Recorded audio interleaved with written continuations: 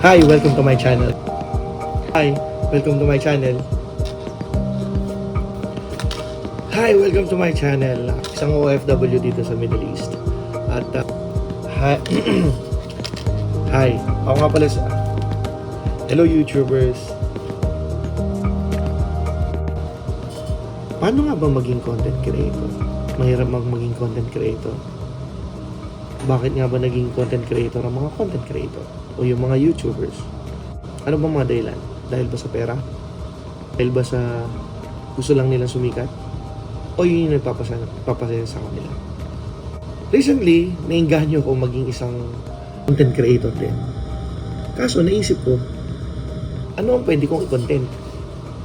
Anong pwede kong gamit? Kaya lang naman ako nainganyo maging content creator. Nakita ko yung saya na nagagawa ng mga tao, na ginagawa nila ang gusto nilang gawin at masaya lang nilang ginagawa yun at sinishare nila yung kasiyahan nila sa ibang tao. Mga informative contents o yung mga videography contents, yung talagang mag-i-entertain sa tao. Merong isang particular na mga content creators, isa lang ang tumatak sa isip ko. Masaya sila at nagpapasaya sila ng tao. Masaya nilang inilalahad kung ano ang ginagawa nila. Sabi ko, subukan ko nga rin. Kaso nga lang, ano yung content ko? Sabi ko. Ako nga pala si Poy, isang OFW dito sa Saudi Arabia. Sana samahan niyo ako sa pag-build ko ng mga contents ko. Sa aking journey sa pagiging content creator. Kaya para sa aking unang content, samahan niyo ako mag-unbox ng isang item sa tingin ko makakatulong sa akin sa pagiging content creator. Naisipan kong bumili ng action camera na makakatulong sa akin sa pag-travel, tsaka compact siya, maliit, tsaka dito kasi sa gitnang silangan, minsan maselan. Hindi pwede yung, alam mo yun, sobrang obvious ka na nag-video kasi hindi pa sila ganun ka-open. Inisip ko na action camera lang muna para pag kumukuha man ako ng mga video, at least hindi masyadong pansinin. Ito, fresh na fresh, galing pa ng Amazon. Ito ang aking adventure camera. Pili na rin ako ng SanDisk kasi quality at ko ng 256 GB na memory micro SD card from SanDisk. Yan. At ito na. Yan. Ang action camera na binili ko is DJI Osmo Action 4. Action 4. Yan. Ang binili ko nga pala is adventure combo. So, inisip ko dahil magiging content creator ako, edi yung adventure combo na yung binili ko. Yan. So, let's open it. So, unahin natin sa accessories.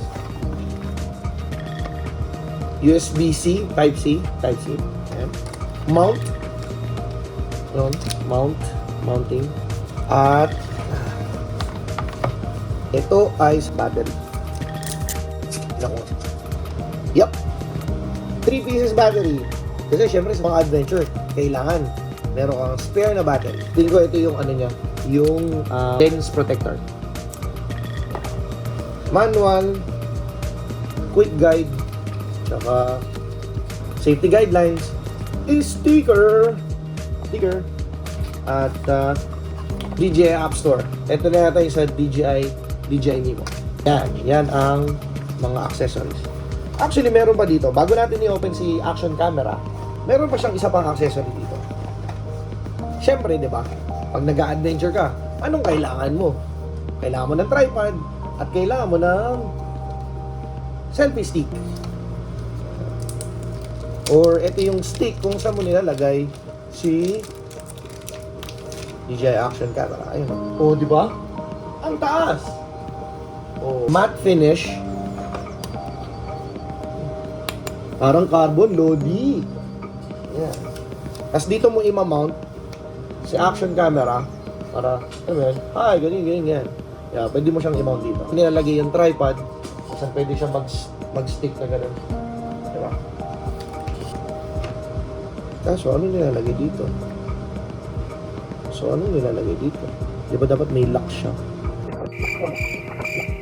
1 week later. Eto na. Kahit naman problema ako sa lock. open na natin si DJI Osmo 4. Ito pa pala.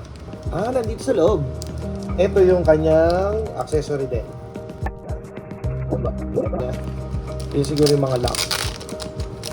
Yun. Ayan o. Yan o. Ito yun. Yan. Yay. Parang, pasensya na.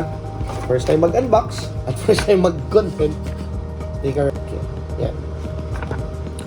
At ito ang kanyang brake. Protective casing or something. Yeah. Ganda.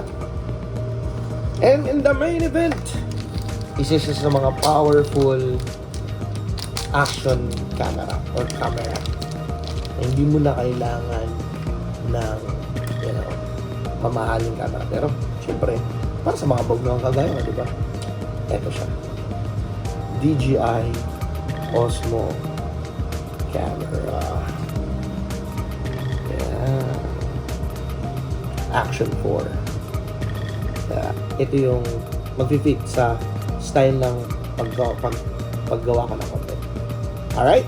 So, ito lahat ang makukuha nyo pagka